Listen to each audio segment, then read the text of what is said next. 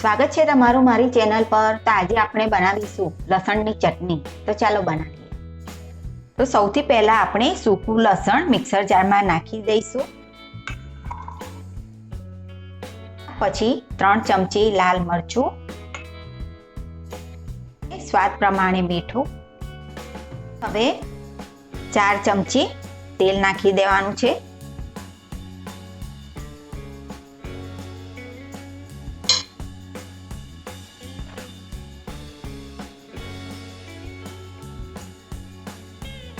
આપણે તેને ગ્રાઇન્ડ કરી લઈશું।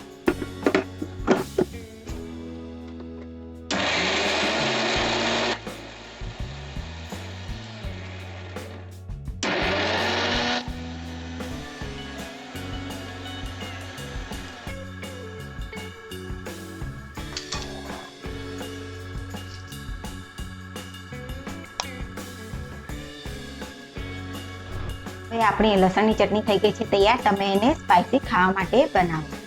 જો તમને આ રેસીપી ગમી હોય તો લાઈક કરો, શેર કરો અને ચેનલને સબસ્ક્રાઇબ કરવાનું ભૂલતા નહીં।